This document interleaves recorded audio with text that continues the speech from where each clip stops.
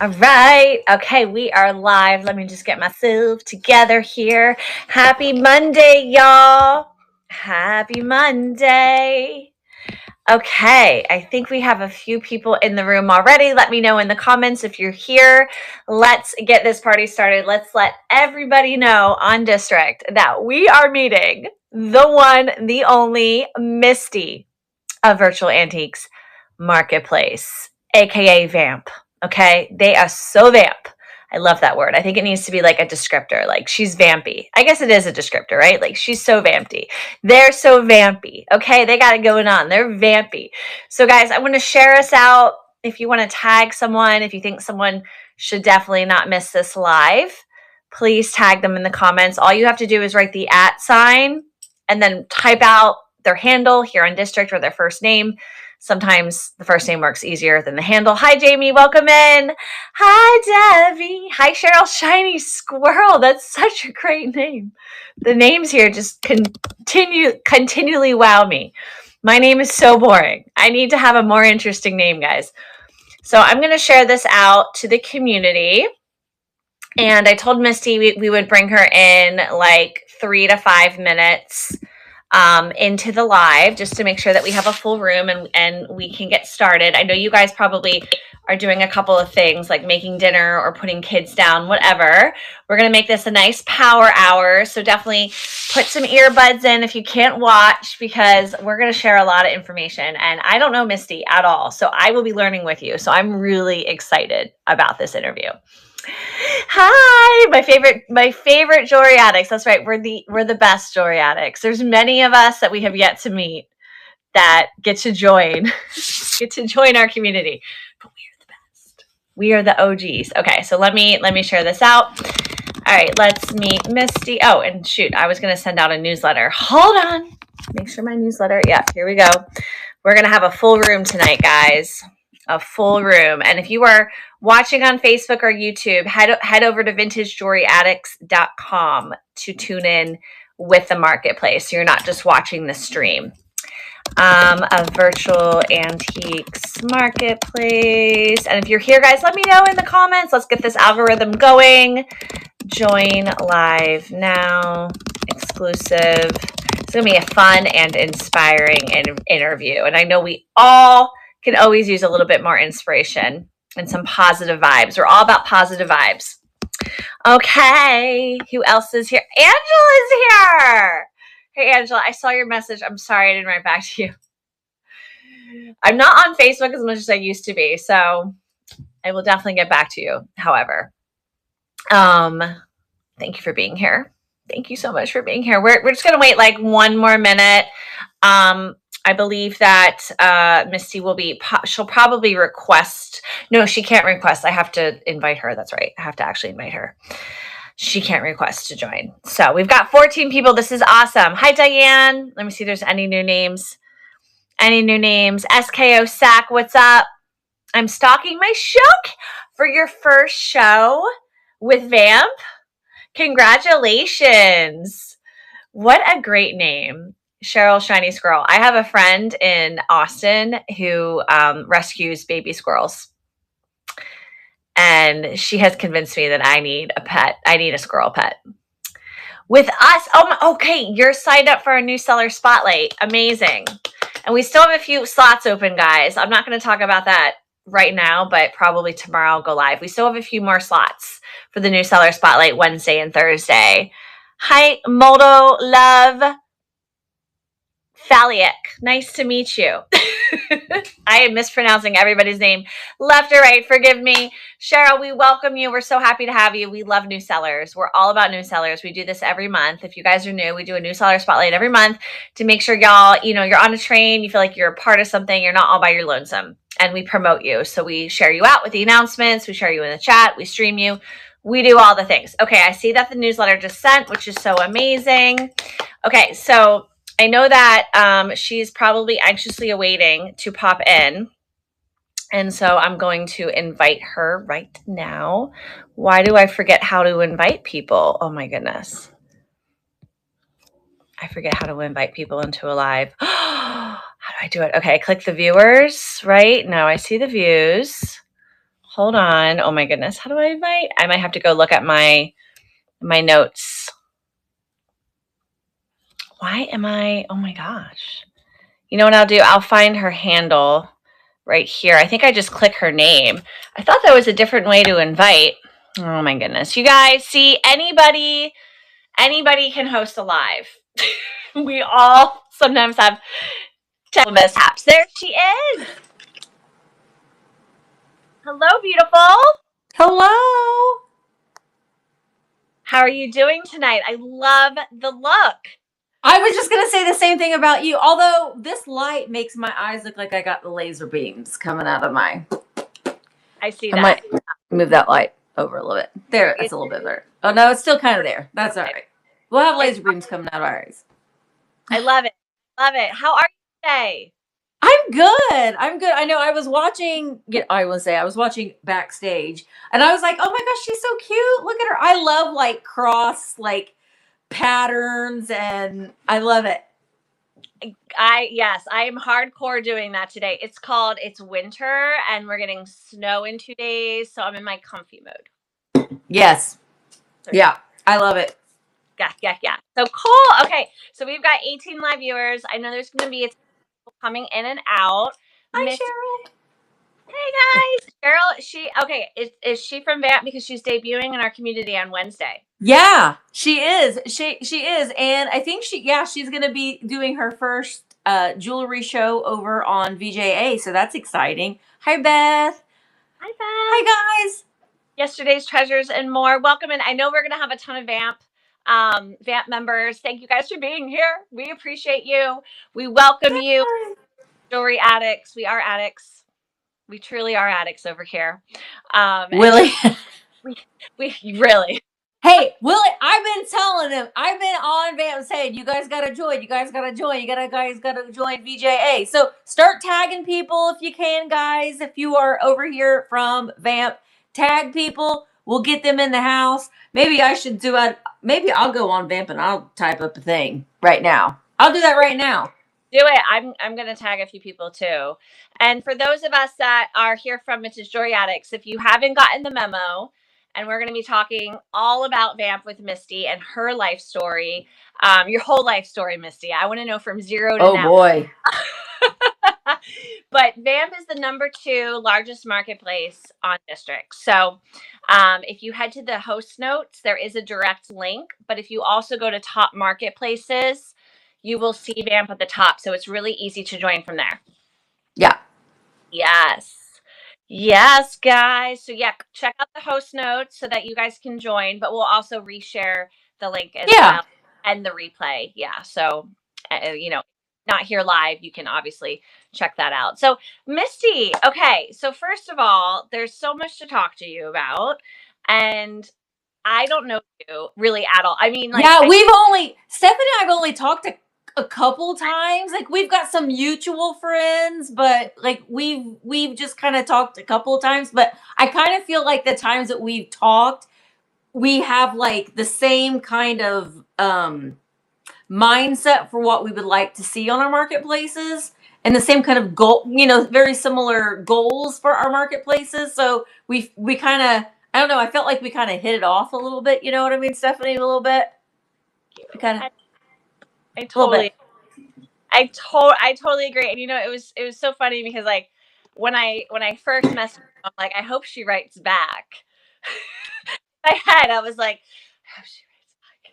Oh my gosh, absolutely. I get that a lot. I get that a lot from people, like when they'll send me, even though, and I said this earlier in my life, I'm behind on my emails. I was on vacation and I'm still like slowly returning back to reality.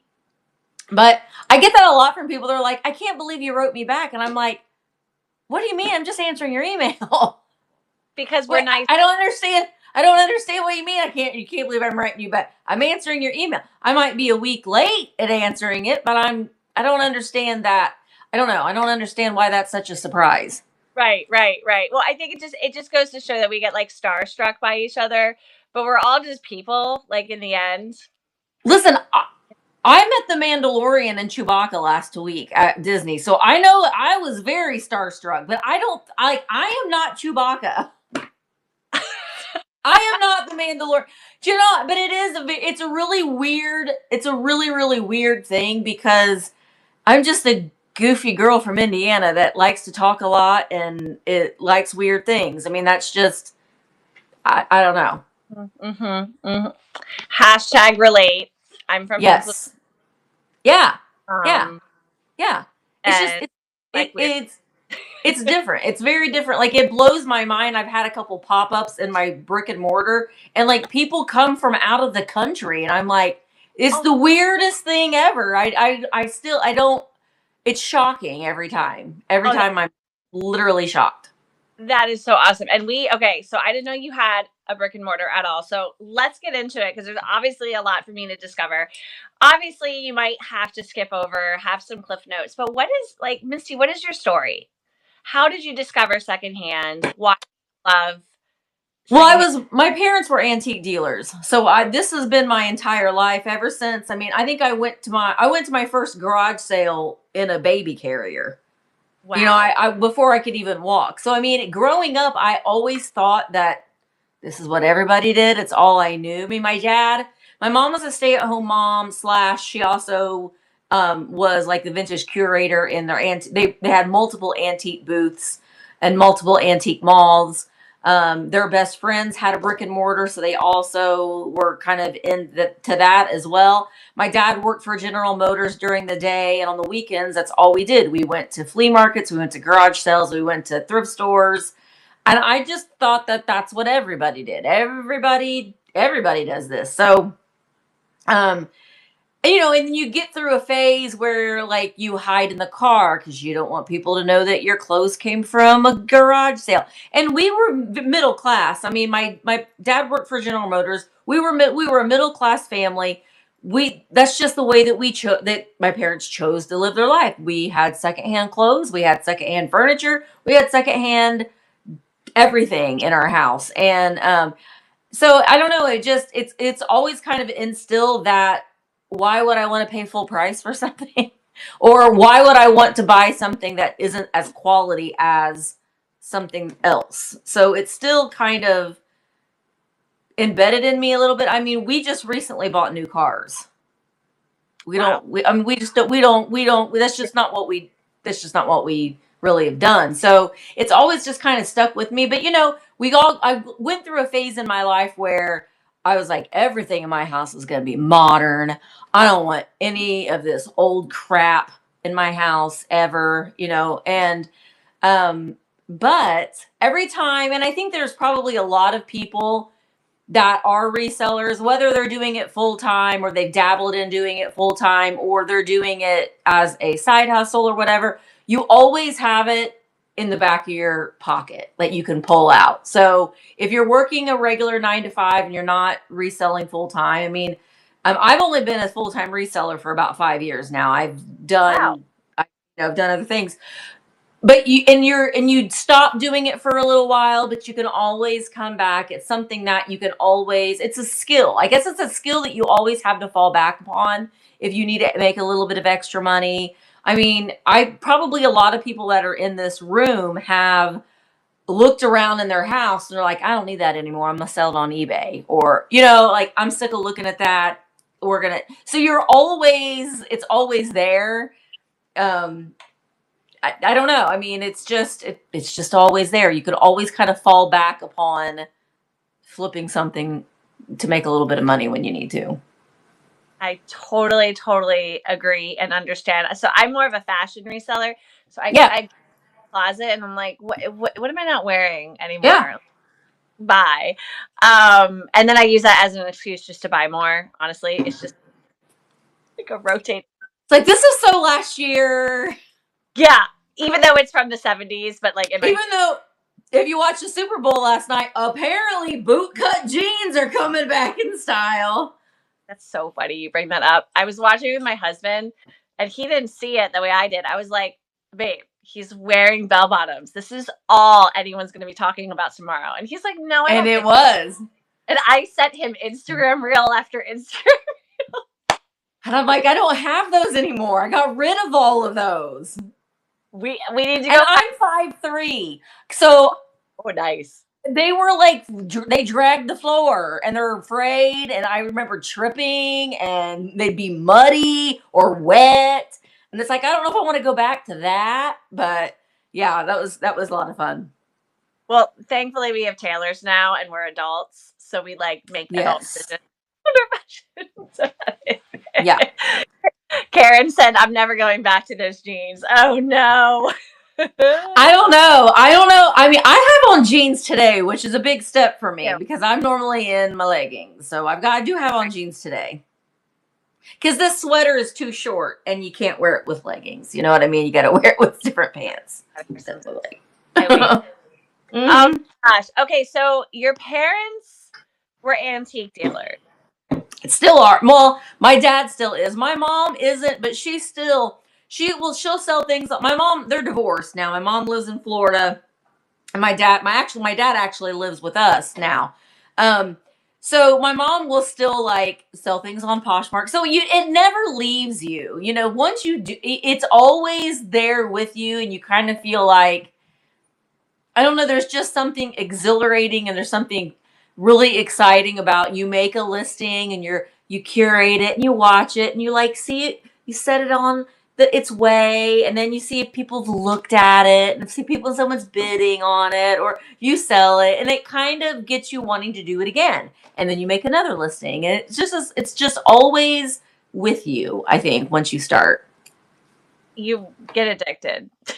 you do. In our words, Yeah. you just get addicted. So wait, if your father is still an antique dealer, is he a seller? Can we buy from your dad? No, no. Oh, Well, yes and no. Yes and no. He isn't a seller on VAMP, but he does a lot of sourcing.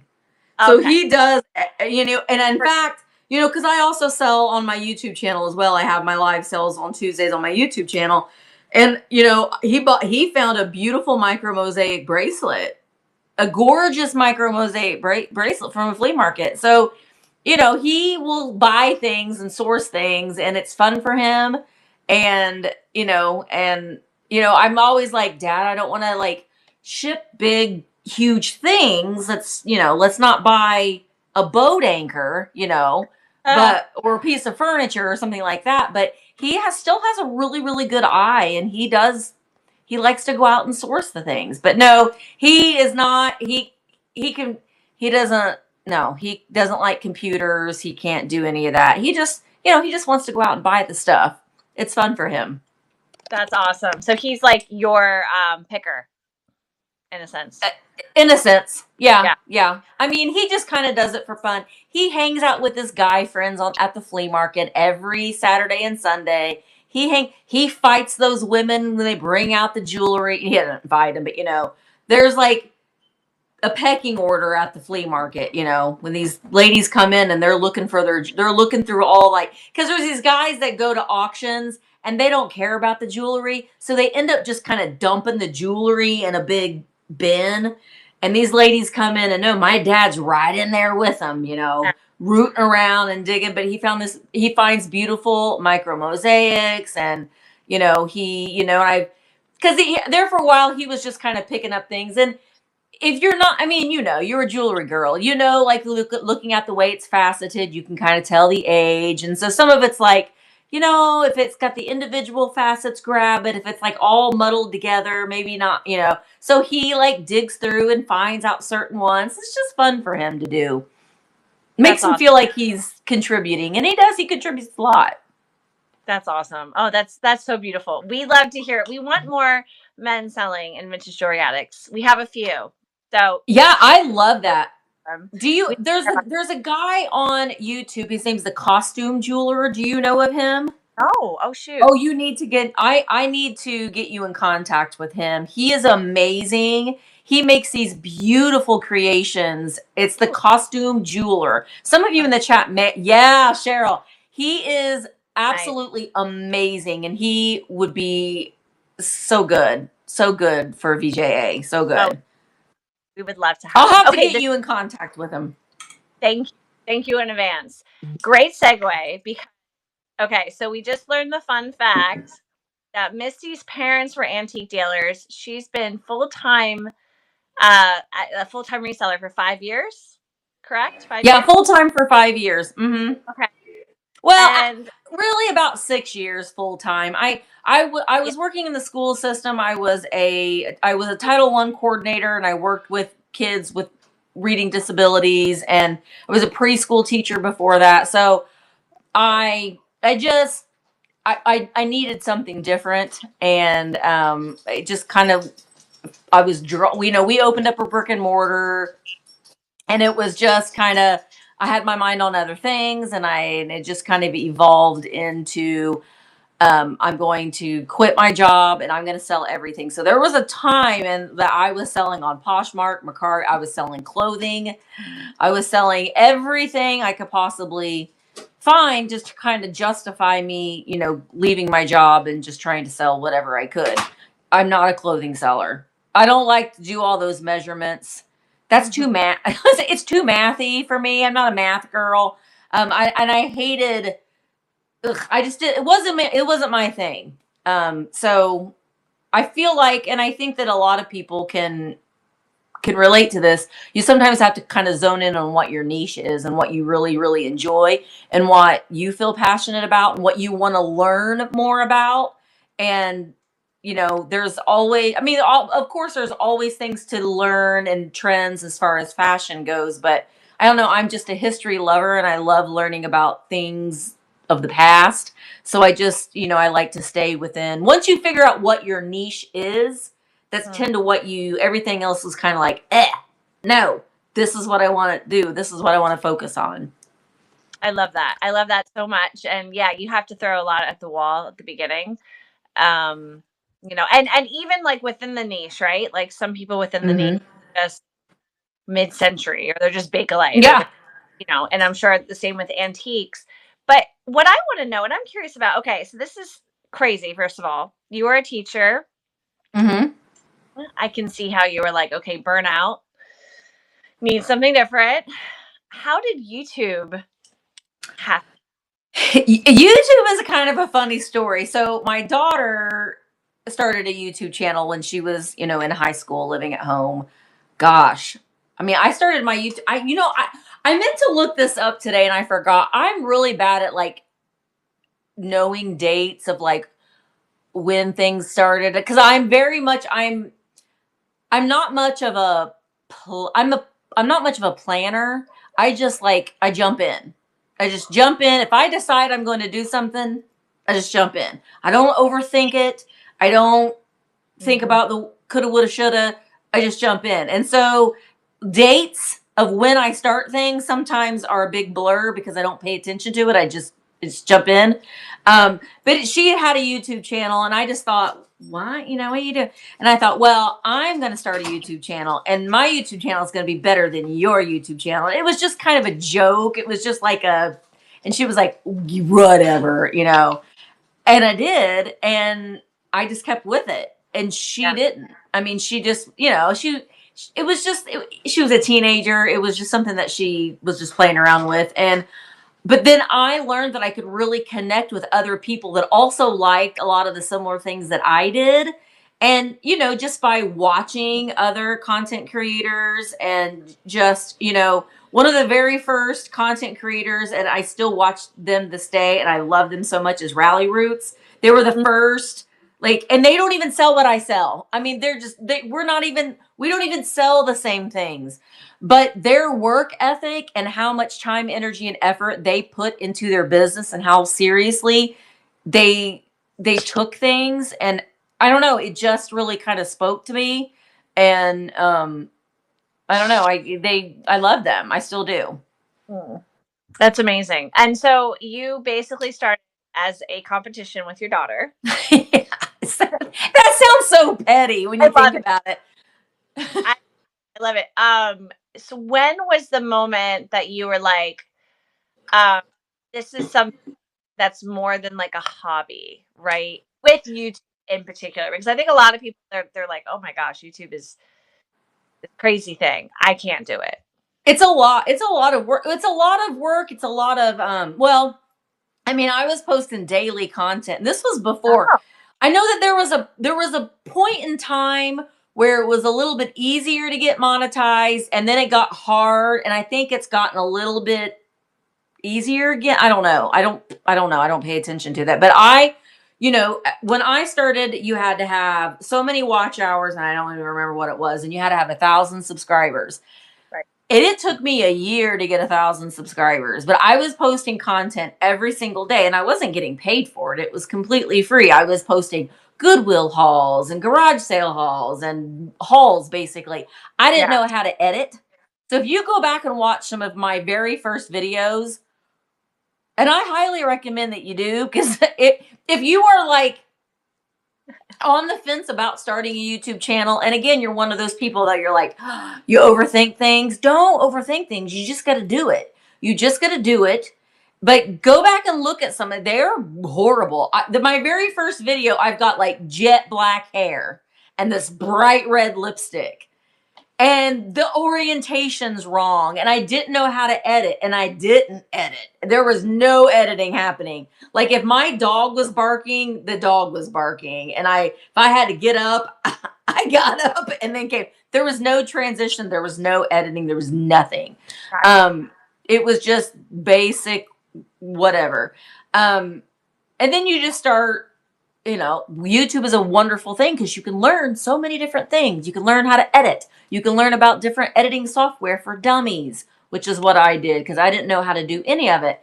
And then it gets a little fun. Then you learn about transitions, and you learn about little stickers that you can add in zooming in and zooming out. So I don't know, it just is a little fun, I think. But then we had a brick and mortar. We have a brick and mortar antique store. And that's where I work out of. That's where my I don't know what to call it.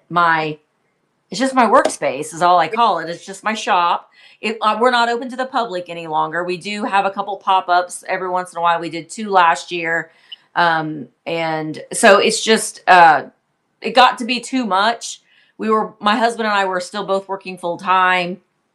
And then we were at the shop on the weekends, and it was just, we didn't have a day off. It was too much.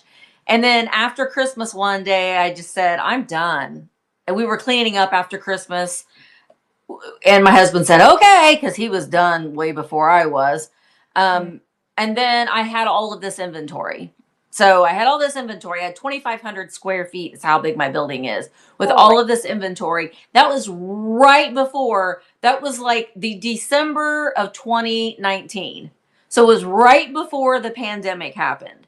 And I said, well, I got this YouTube channel. Maybe I can just go live and show some of the things that I have. And this is how much I didn't know. I didn't know about, well, people can just claim things in the comments.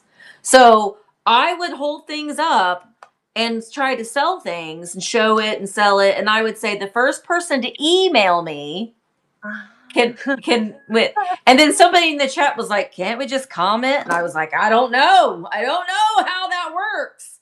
So it evolved. Yeah, it was that bad. It evolved, and I would go live, and there would be 4 people there, and then it just got bigger, and then there was more people there, and then there was more people there. And then I started figuring things out a little bit more and playing around and experimenting a little bit. And it just kind of evolved into there. And then the pandemic hit. And I had all of this inventory and nobody could go anywhere. So I don't want to say it's the perfect storm because it was a horrible thing. But in my situation that I was in, it was actually, it was a good stepping point for me to, start doing the live sales. And so, and I was one of the very first people to start doing live sales in the vintage community on YouTube. So it just kind of picked up, and now everybody's doing it. Yeah. Which is a good thing, because I think that it's a good thing, and I always want to be able to help empower other people to be able to do something that's either going to supplement or change their financial situation for the better. And I think that, it's just, it can be a really good thing, and it's a way that you can really connect with your core audience. And my VAMP sellers know, you don't have to sell live on VAMP. You can sell statically. But I am a live seller That's where my heart is. That's what I eat, sleep, and breathe. And so I'm always trying to encourage people to at least try it. I mean, Steph, your very first time that you did it, you were nervous wreck.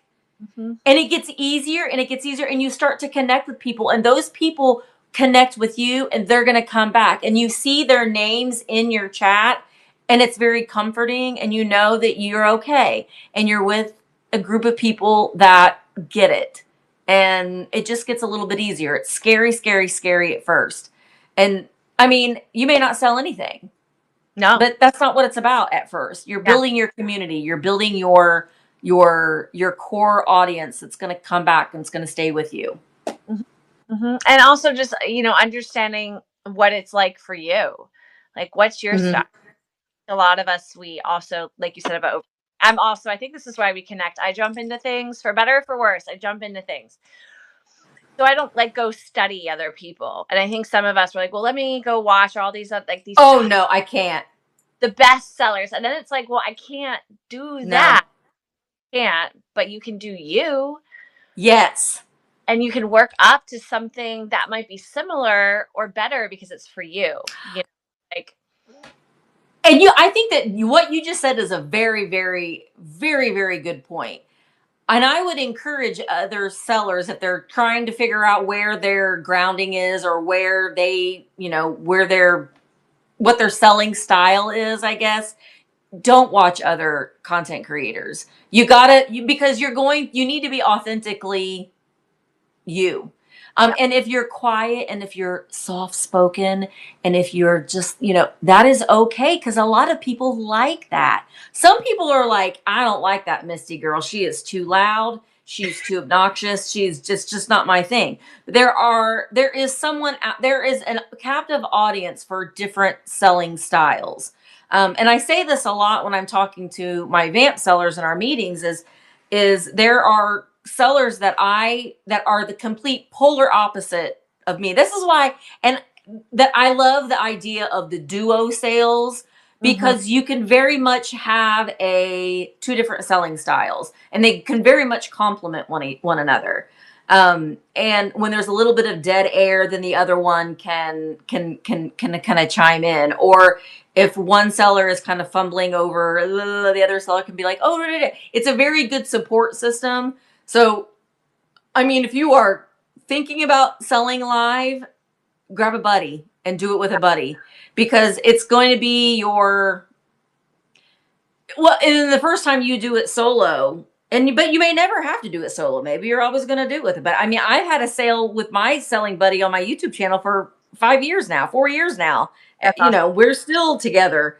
But when you go live by yourself, it can be a little intimidating. But the nice thing about going live on a district platform is it's easy. Yep. It's easy. The It's shipment's easy, and separate. and you don't have to send out invoices. You don't have to wait for someone to pay. Like, there is, doing the YouTube sales, which I love, and I've built a community over there, and I look forward to Tuesdays every week. But so you got to wait for them to pay before you can ship their stuff.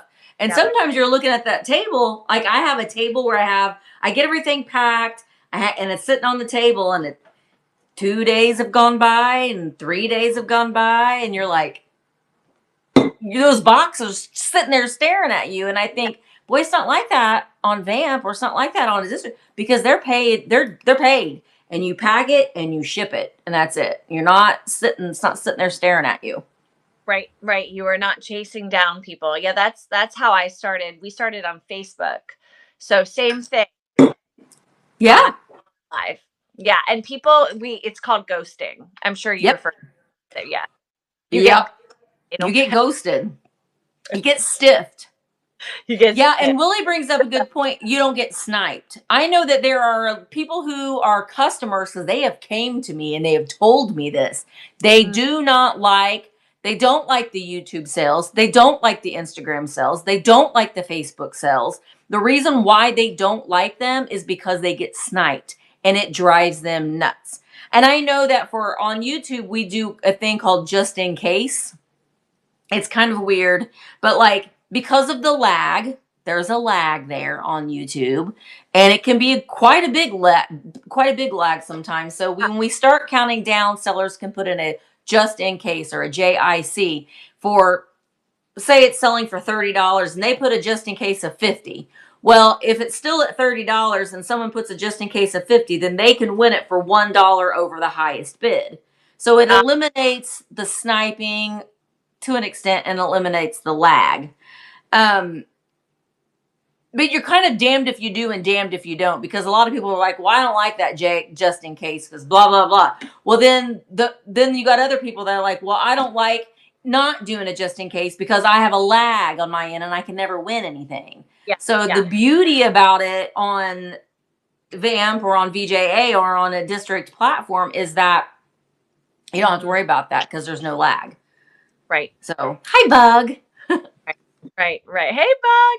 Yeah, David, Starbright Collect. It's an industry term. I think really came big. Wait, let Willie.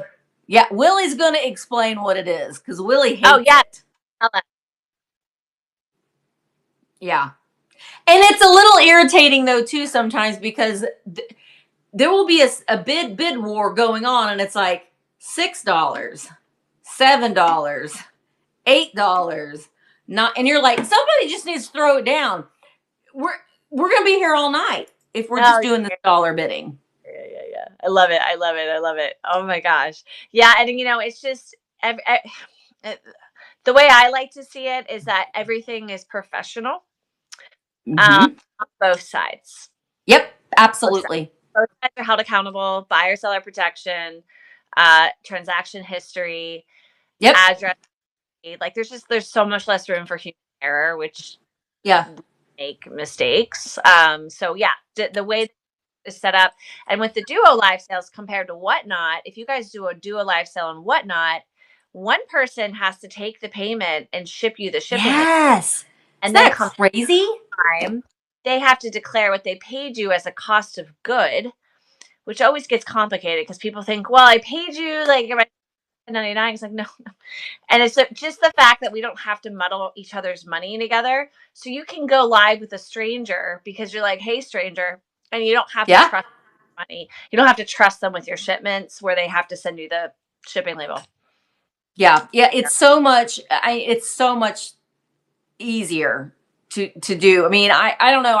I have 2 duo sales this week. I'm trying to make Wednesdays like a duo sale Wednesday. So I'm really trying to encourage other sellers to find a buddy and go live. And a lot of people have been really perceptive to it and open to it. But not everybody wants to sell with somebody else. And I get it. But I always recommend giving it a try because it is a lot of fun. And honestly, it doesn't take very long. I had one today and we were live for an hour.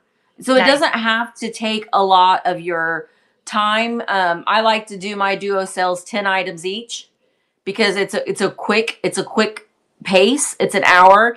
And let's be honest, I mean, my YouTube sales are a lot of fun and I look forward to them every week. We just have fun. It's just like it's a fun time. But we're there for 3 hours. And not everybody has 3 hours that they can just sit and, watch a sale or lose interest in the sale.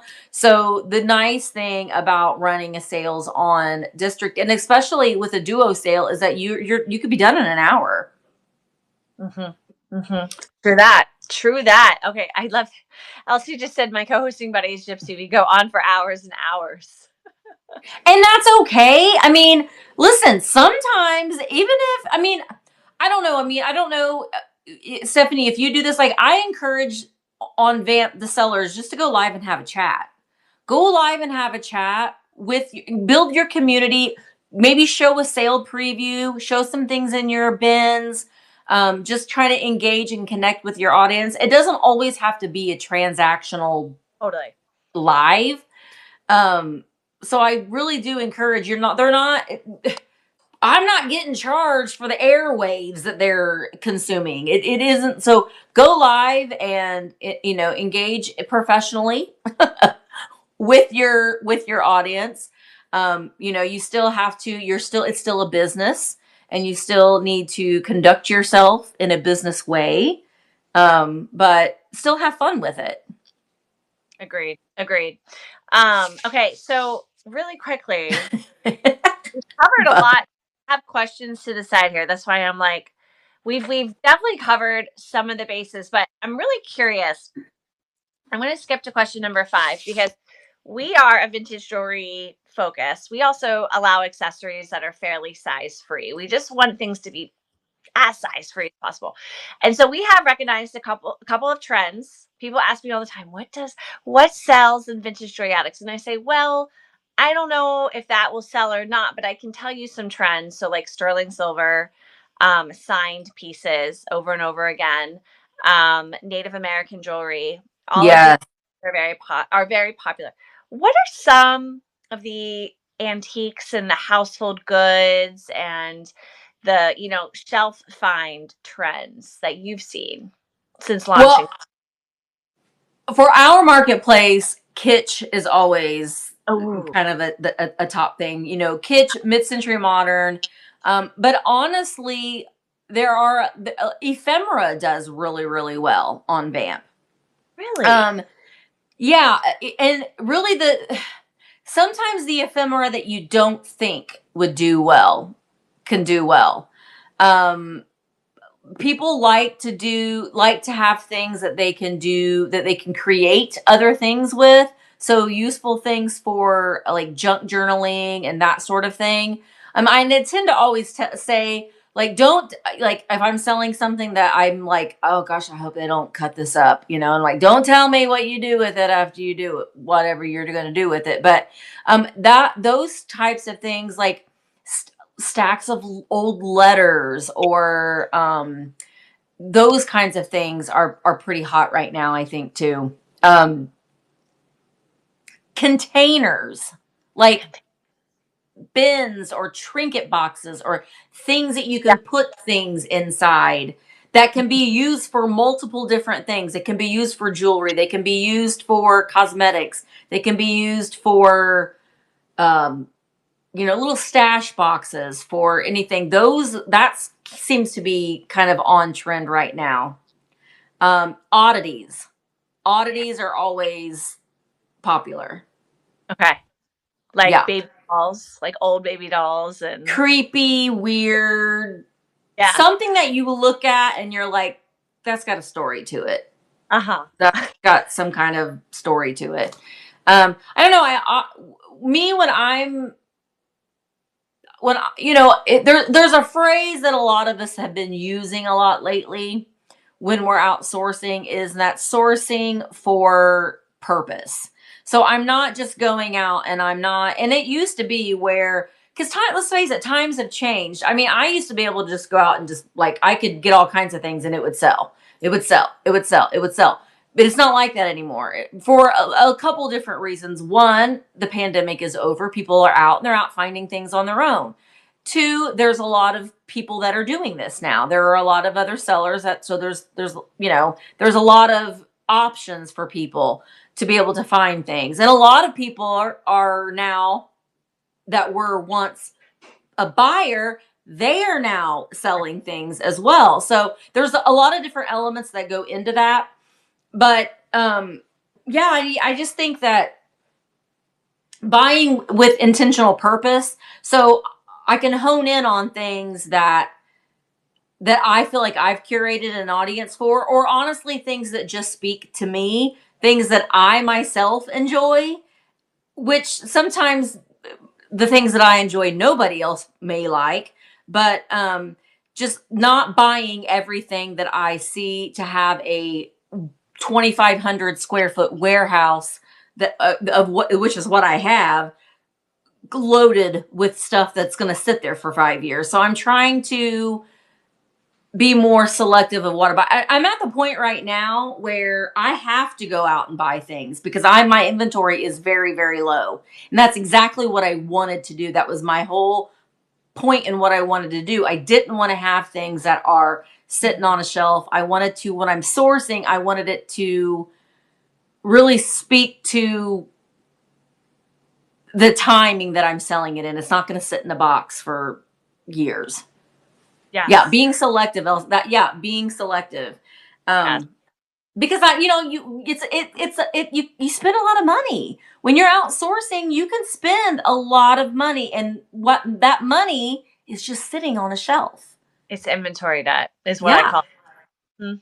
Inventory debt. Yep, yep, yep. Um, yeah, it's sometimes it's hard to say no. I've been there. It's like, but It will this it kill? isn't it especially is when you're creating content, then your content revolves around you going out and shopping and finding things. And so that I put a stop to that. I'm like, I'm not doing it. And um ha, my video views have stayed pretty consistent. It Okay. hasn't hurt me. I love to vlog, and I love to like connect and talk to my viewers. So if I'm like today, I vlogged and we just kind of did things around the shop. I showed what things I've sold on eBay, what things I'm going to be selling, some like thoughts about things that I'm going to be selling. We may go to the thrift store. We may go to, it's just everything that kind of evolves around my day. Now, we are going on a buying trip this weekend, and I will get some shop with me content, but that's not going to happen all the time. And yes, people complain about it. People will say, I only want to watch the shop with me videos. Well, then I guess you're not watching the video today. Right.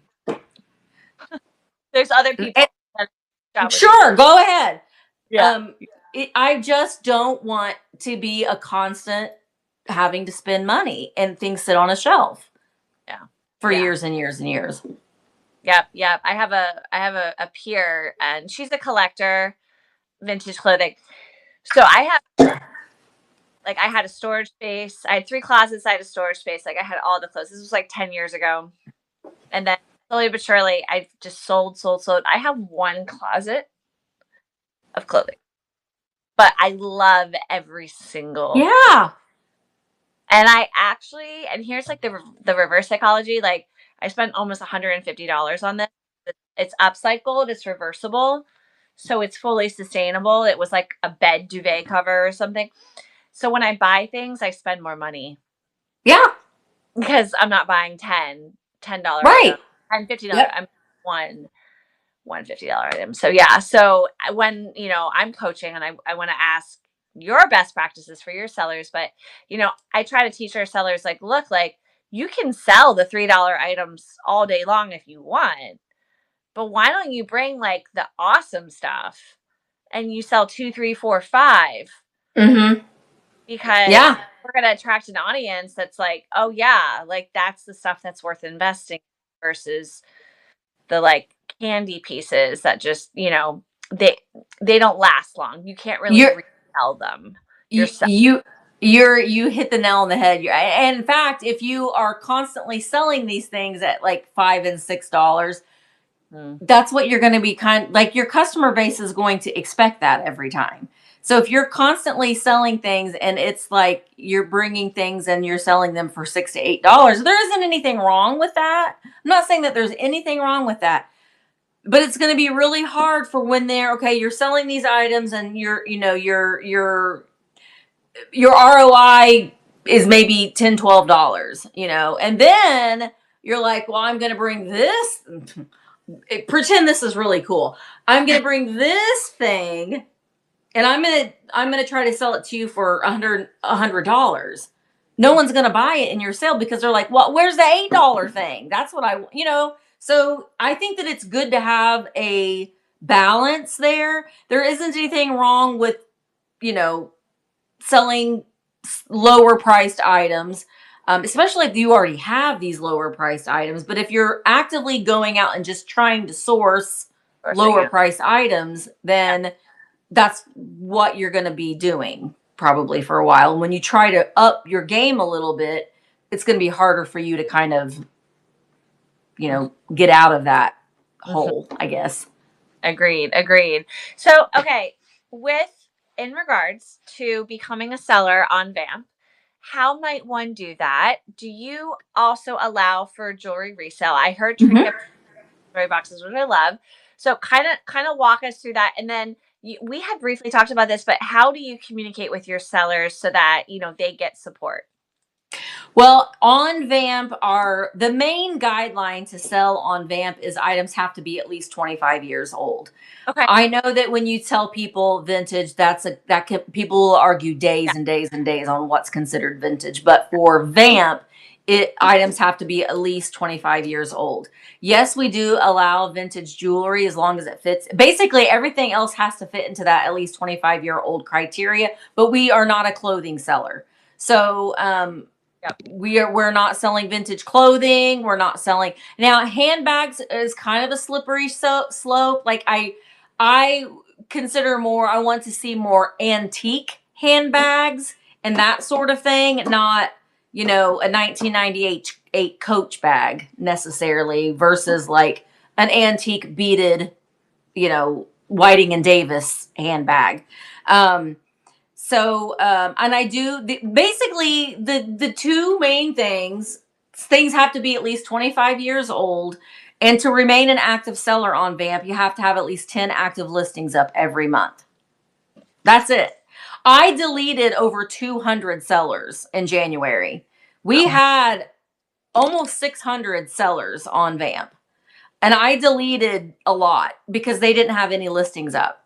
None. And like some of them have been a seller on VAMP for a year and no listings ever. And I was like, no. I'm not and Sam, you know this too. I mean, we're putting a lot of time, energy, and effort into this. And I don't want to have people that are on here. I don't care about having 600 sellers on there. I want sellers who are actually going to be active and engaged. And having 10 listings up is the easiest thing in the world to do. That's it. That's all you got to do. So those are the two main things. We do require that all sellers ship their items within 3 business days. Okay. And that's basically it.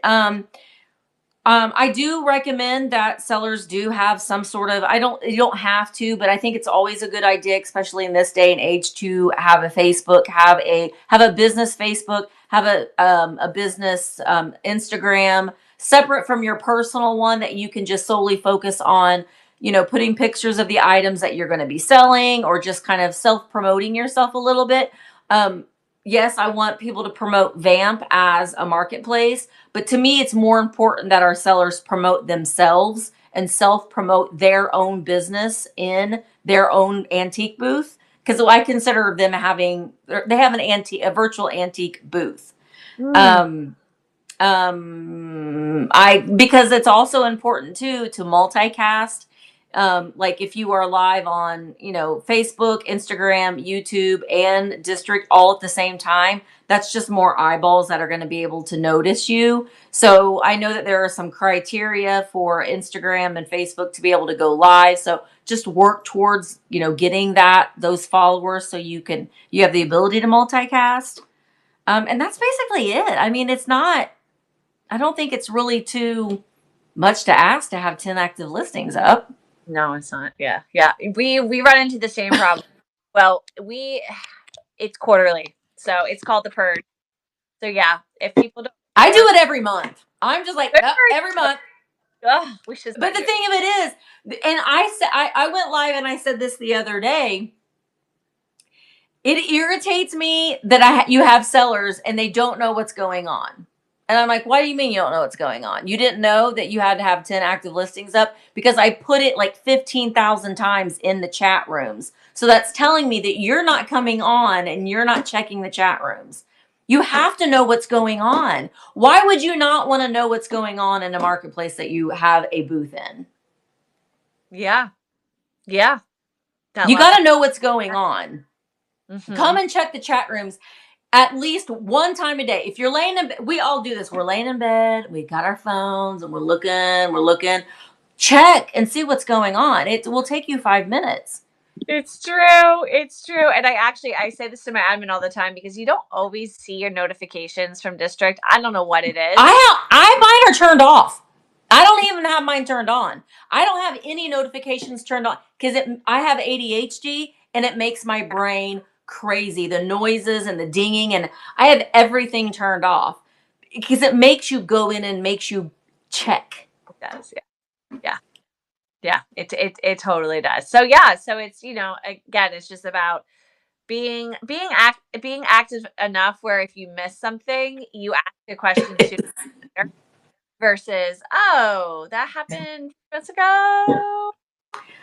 Yeah, Go I share. mean, I've had sellers, why was that. my account deleted? Well, I've been saying this and posting it since September that these are, the guidelines. So, and that is the one thing that I wish that we could do as marketplace owners is be able to send an email because people aren't checking them. I want them to get an email, and Yeah, I want it to be an easy mass email. I don't want to have to type in everybody's email address. So right. that would be a nice thing to be able to just send a mass email out, and everybody, because Yeah, everybody for the most part will check their email, but that's the one thing that just gets me going is people not checking the message boards. I mean, just once a week. Hell, I mean, I give it once a week even, but I would like for it to be every once a day. But here's the thing though, too, Sam, that I think I know that I forget this and I have to check myself on this all the time. Not everybody does this full time. I know it's shocking. It's so shocking that not everybody that sells on our platforms do yeah, this full time. They got other things that they're doing besides reselling full time. So I have to check myself a lot because I eat, sleep, and breathe this, but not everybody. I don't have small children that I'm tending to.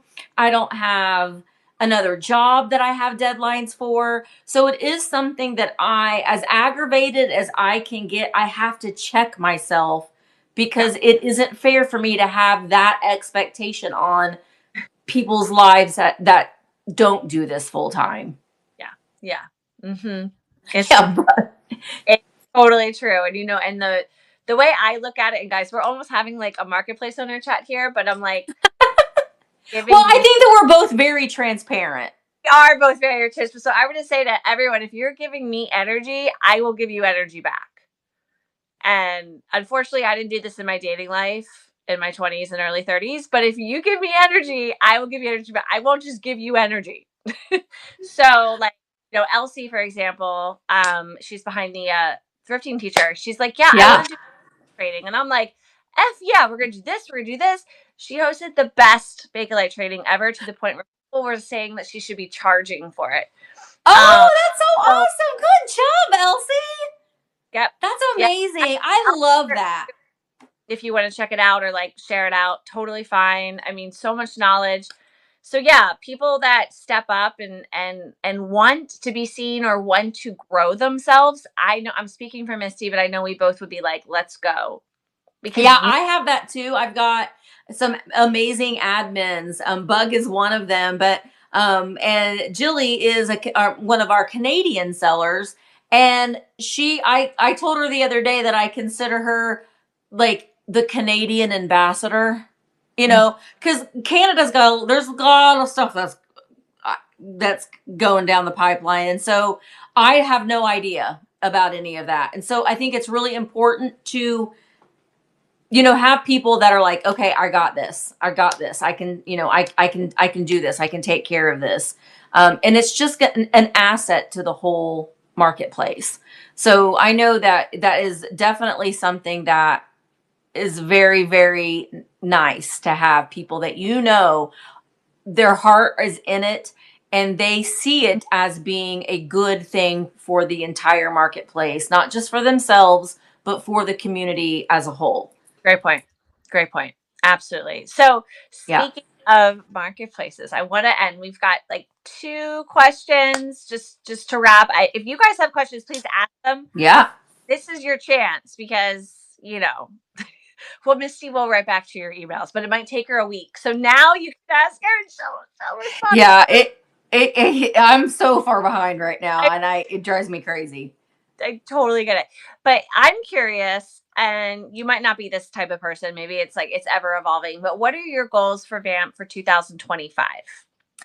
My goal, I would be so happy And I don't know why. We set these little goals for ourselves, and they don't really matter. They really don't. I mean, they don't, but it's just a goal. I would like to hit 20,000 members by 2020 by December 2025. Awesome. I would really like to see there be at least 5 sellers going live a day, not including myself. That would be great to see. And then I really want to, well, and I also evidently, obviously, want to beat our sale number from 2024. That's a given. But and I don't know when, I don't know how, but I really would love to do a little bit more coaching. I would like to dive into that a little bit more. And I don't know to what extent, and I don't know. It's just something that, I'm a teacher at heart, and I love to help people. And it means a lot for me for other people to see what their potential is, because I say all the time, if I can do this, literally anybody can do it. And yes, I have this big personality, but that doesn't always matter, because not everybody likes my big personality. You don't have to have some big personality to be successful at what you're doing. And honestly, you don't even have to sell live to be successful at what you're doing. But I always say you should try it and see if you like it. But that's basically. Amazing goals. Oh my gosh. Yeah, one of our goals is or well, my goals. I don't know about you guys. I'd like our sellers to average $200 for 90 minutes. That's great. Yeah. Yeah, because like, you go live, you're like, oh, what's that? But it's like the average. You might have a $75, then you might have a high. So just across the board to average. And then I'm actually gonna push for 5,000. So we're at 4,300, 5,000. Oh my gosh, you're gonna way do that. And beyond that. By end of March. Oh, okay. So I want to start growing minimum 1,000. So I'm doing some very strategic like outreach to start to grow. I didn't do anything last year because we relaunched in April. We were clothing actually before that. Mm-hmm. Moved and I got married. So there was just some life things. Life happens. But yeah, so now I'm like, okay, cool. How do we like actually really strategically grow? And yeah, and just continue to nurture addiction, but also I'm a one-stop destination where if people are looking for a chaparelli or they're looking for something very specific, 1960s Egyptian revival, they plug it in. They know where they can find it. And I'm sure it's the same with VAMP. There's specific things that people are looking for all over the world, and they can come to VAMP and just plug it in and there.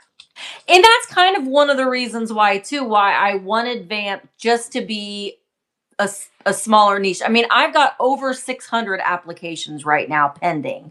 Wow. Of people that want to sell on VAMP.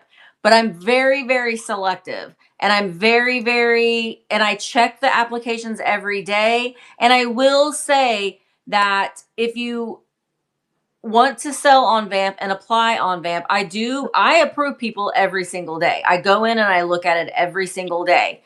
And I just now started sending out, and I hate the word. I want to think of a different word. Let's say a try again letter. Mm-hmm. Try again message. Because one thing that I look for because it's me. I don't have anybody. It's me. I'm going in and I'm checking it. But if you don't have a profile picture, I'll pass right over it. Right. I just will pass right over it. And if you need help, and you want to figure out how do I change my profile picture, you can always send a message. Someone will help you, or put it in the chat. You can put it in the community chat. Someone will. There's so many helpers that they want to help, but I pass right over it. If your little picture is the random emoji that district has given you, I go right over it. Yeah. So that's, to me, is like the main thing. And think of your brand. I'm very selective because the way I look at it is it's my name's literally on the cover page, the marketplace. Yeah. So I take what I do very, very, very, very seriously, and I want my sellers to as well. So um yeah, I mean, I'm constantly looking at it. So, and if you get a rejection letter or a try again letter, then just try again. And I in that letter I list everything that blah, blah, blah, blah, blah, blah, have this. Also, too, if I see like if you apply and you are also selling in like 5 other marketplaces, which is totally fine. I say do it up, sell in all of them if you want to. It doesn't bother me. But if you've got all these, you're selling in 5 different marketplaces and you don't have anything listed in any of them, A red flag. that's a red flag. you know so there are just like little things like, or if you say, in our like what is it that you are wanting to sell or provide links or whatever, and it's just like vintage. It's like, well, that Yeah. isn't telling me anything. So Yeah. try to fill it out clearly, I mean completely, I guess. And yeah, Bug, you're right, it doesn't have to be a logo, just a picture, just showing that you put the effort into changing your picture. I think speaks, to me at least, it speaks a lot. Yeah. Yeah. It basically shows that you're not just like clicking and that's it. Like you're just, oh, that one thing. You're actually taking time to engage with Yeah. them and get to know it. And I think too, and I'm sure you feel the same, Misty. I mean, it's still very much the early stages. And so, we have a subscriber weekend, basically like slot where if they subscribe, they can sell on the weekends. And, those sellers are growing, growing, growing, growing because they got in early, which like sounds like multi-level marketing. We're not trying to position it that way, but like if you take time to start now on any of these marketplaces, you're going to grow faster now than perhaps in a year. Yeah. Because like I said, she's not accepting everyone now. No. So No, I never did. We never accepted. I've always looked at every single application, and I've never just accepted anybody. And every month I delete sellers. So our seller number fluctuates. It does. It fluctuates. Now that's not saying, and I have had sellers that have reached out to me and said, "Hey, life is happening right now and I don't know." And as long as I get that communication, you're good. We're good. We'll try it again, and when things calm down for you, I get it. Then don't worry about it. So, it's just all about, I don't know. You're gonna get you're gonna. What's the saying I'm looking for? You're gonna get what you give. That's not it. That's not right. You're gonna get what the amount that you put into it is what you're going to get out of it, and that isn't always the case. I mean, it's hard right now to sell. Back in the day, there was times that I would have a sell and I would sell every single thing I tried to sell.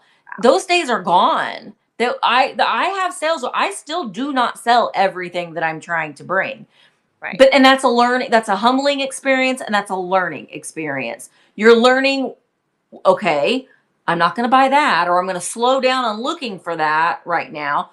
Or sometimes it's just not the time for that item to sell, and you put it on the shelf. You don't bring it back to the next sale. You'll give it a little time to sit there and think about what it's done. And, and then you bring it back. You can't beat yourself up over it. You may not sell anything.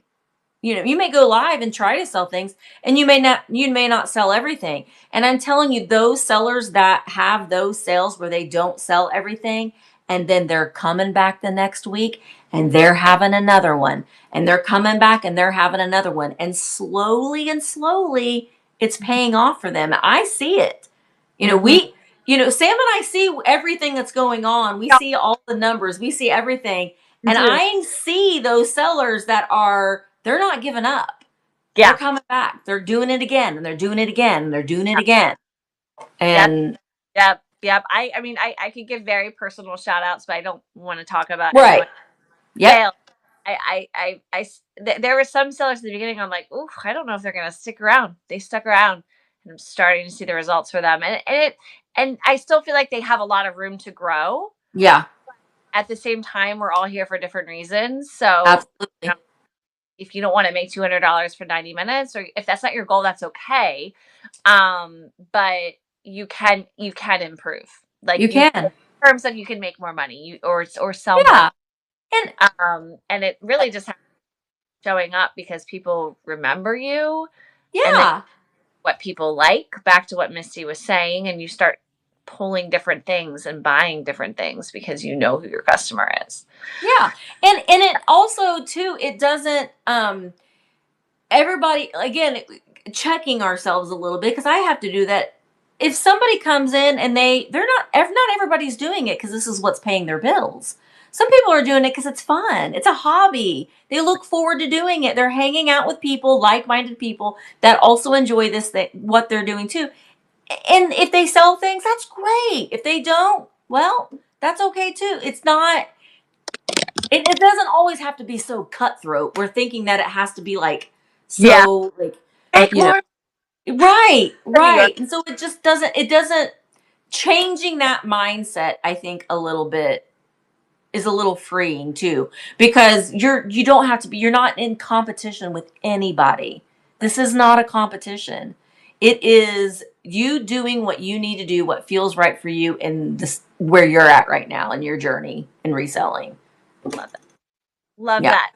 Oh, so much. Okay, so final question, unless there's any burning questions for Misty in the chat. So what, I think you may have answered this already. Thank you, David. What is the thing that you love most? What is the part that you love most about growing VAMP? I love that I feel like it's giving people, I don't know how to put this exactly. I don't want to say it's giving people a purpose, because that's really kind of pretty big to say. I think that to me, I feel like it's giving people a voice, or it's giving people their time to figure out what they're passionate about. And it's a connection thing. It's a connection. It is my favorite thing in the whole wide world to do is go live. It is my absolute favorite thing to do. I love, talking with my audience. I love that connection. And there is something after you go live and after you're hanging out with your people, it makes you feel so good. Like you just like, oh, you guys. So I want other people to have that feeling, that they have a community of people that, you can talk to your husband or you can talk to your friends that maybe don't get it. They don't get what you're passionate about. They're like, whatever. But when you go live and you're engaging with your community in this way, you're around people that get it, that understand that, this stuff is pretty cool. And I don't know. I love that, to give other people that opportunity. And honestly, to give people an opportunity to make a little bit of money in doing something that they enjoy, in whatever capacity that is. Hear, hear. Oh my gosh. It's so great. Thank you so much. Thank you, everyone. Everyone who's tuned in or is watching the replay, we're going to share this out. I also streamed it to my YouTube. So, Misty, I'll give you that link. Yeah, I'll share it. Yeah, absolutely. Bug. Oh my God. Bug, you, first of all, the name is great. And you were like an early shopper. I want to say like June. Bug is the best. Bug. You are truly like a good bug. You're like a ladybug. She's like a little ladybug. Luck. Yes. But so, not a ladybug with a face bug. She don't like anthropomorphic things. Okay. Even though that's kind of strange, because but we all like the anthropomorphic things. But just the good luck dots. But if you guys haven't joined VAMP, go join VAMP. Let's get them to 20,000. And there has been some talks about some other cross marketplace promotion. We're still figuring that out. And so this isn't the last of our collab, guys. If you want to sell jewelry with Misty, she gave you some really good insights into how to be accepted. I really encourage all of our sellers to sell wherever they can, especially our full time, because back to what Misty said, it's not as easy as it used to be. So we want to see you fly and do what you love as much as you can. So Misty, is there anything else you would want to add before we wrap? No, I mean, I really appreciate this because I think that it is really, really nice to be able to feel like you're not alone on an island, because as a founder of a marketplace, and I think Sam and I hate to say that I'm the owner of the marketplace. I don't like that word. I like that I'm being the founder of it, because I don't consider this my marketplace. It's our marketplace. And I like to get ideas and even critiques. I'm constantly asking people, what do you not like? Because I think that we need that, because that's what helps us learn and that's what helps us grow. So I love that, we can do this, and it's not a competition thing. It's a community. It's a community. And it doesn't matter that we're two different marketplaces. It's a community that we both see the good in that it can do for everybody involved. And that, I think, means a lot. I think that speaks volumes too. That really, really does. So I really appreciate you having me on, and I'm looking forward to the future things. And I think it's going to be amazing. 2025. Yes. All right. Gio just popped it. Oh my God, Gio, we're wrapping. Gio, I'm so Gio is with Mr. Eccentric. I always get it wrong, slightly wrong. Mr. Eccentric's Vintage Emporium, which is I've noticed their Emporium, and I think it's awesome. I've been on there peeping, popping on there. Yeah. A lot of fun things. I love the Eccentric name, by the way. It's a great name. Eccentric is the new cool. So agree. It's always been cool. It's always been cool. Yeah. And I used to say back in the day, awkward is awesome. So eccentric, absolutely. Awkward is awesome. But Misty, I know it's already 9:15 EST over here. Maybe there's a live sale happening. Vintage Jewelry Addicts, please go join VAMP. But I'm going to say Virtual Antiques Addicts, thank you for being here. We welcome you here. Also, as it is my pleasure. And Misty, we will speak again. Okay, thank you so much, Sam. Bye, guys. Bye, everybody. Bye.